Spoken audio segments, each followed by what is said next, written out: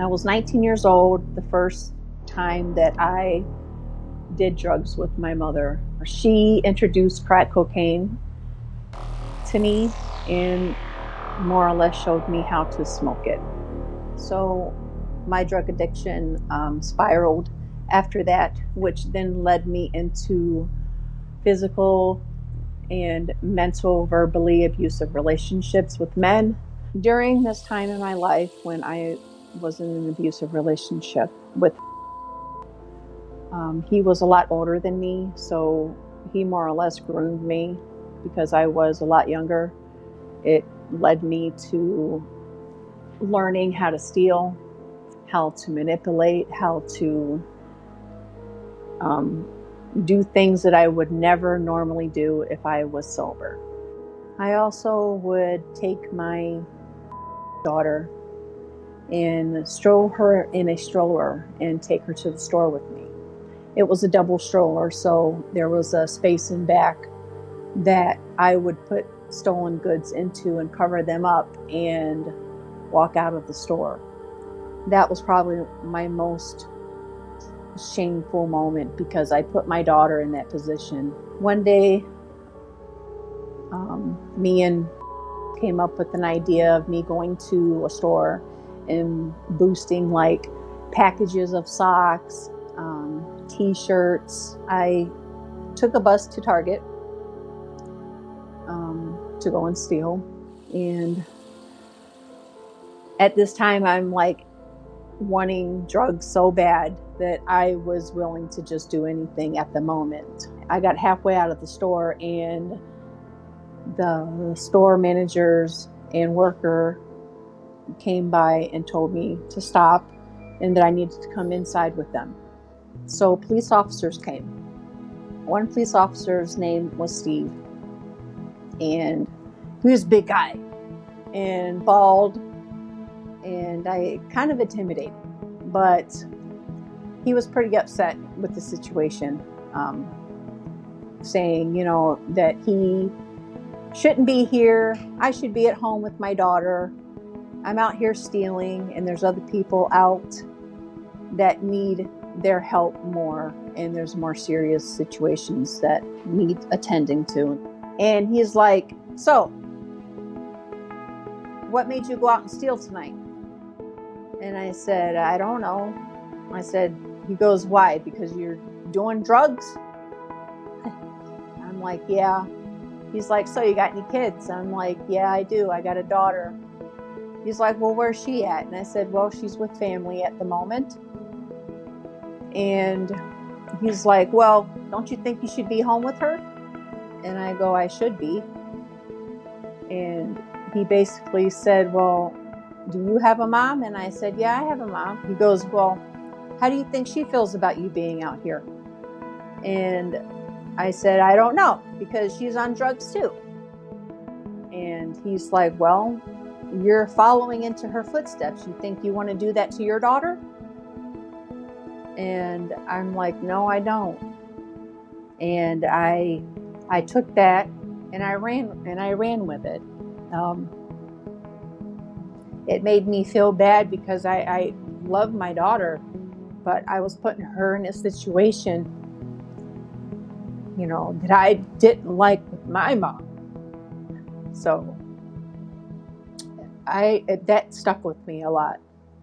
In 2002, I thought about what Steve said. I don't know why, it just kind of popped in my head. And it was my son's birthday in 2002. And I felt like it was a good time to stop because my kids needed me. And so I have been clean for the last 10 years. And I'm very proud of myself for that.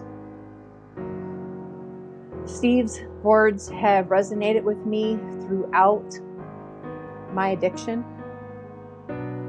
And I really appreciate that. I think that was the hand of God, giving me that and guiding me into sobriety. I seen that Steve was on TikTok, and I read some of his comments on a post, and I responded with the fact that back in '98, he had made a difference in my life, and I wanted to just thank him.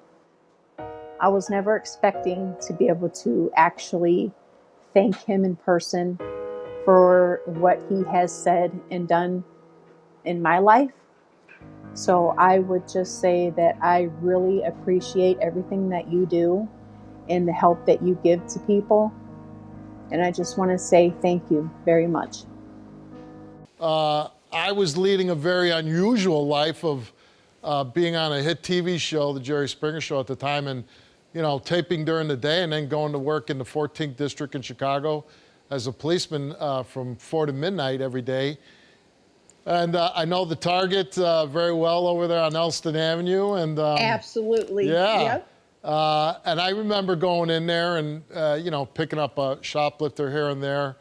What, when you're sitting there in that security office and I come walking in, what are you thinking? Oh, I'm like, oh, look at this dude. He's like really big, scary, kind of looking, he was peed off. You were really mad being there dealing with the petty theft instead of being out there fighting the big crimes. Yeah, and truthfully, if there's any verification of that story, that's what you just said. I know that this actually happened because I would be mad. I didn't want to deal with a shoplifter or somebody who had a marijuana joint in their back pocket. Those were not the arrests I wanted to make. I wanted to be out and I wanted to catch guys with guns and people that rob people. I did not want to be dealing with shoplifting. That's exactly how it sounded. Yeah. I wanted to make a difference. I didn't want to ride around for 8 hours and not do anything and stay out of trouble. I wanted to get the bad guy. And that's why I was mad at you, because I didn't think you were the bad guy. I thought you were a person who had some problems, but you weren't the bad guy, and I didn't want to get you. And you took me off the streets for a couple hours and dealing with your paperwork and processing you and driving you over to the 25th District because that's where the only women's lockup was. So, I haven't thought of that memory in 20 years. I forgot about that. So you're bringing back a flood of memories of the day-to-day of my life back then when I was a police officer. But, I understand you had a very tough childhood. You got in some bad situations. And you know what, though? You're a survivor. And you made it out to the other end. And you look healthy. And I hope everything's going well in your life now. I appreciate everything that you do. What was your experience after I locked you up? What would you say about the police? I would say that they're not all the same. There are good cops out there that really do care about what they do. Yeah. And I've made this argument with so many people. There's bad in every profession in a walk of life.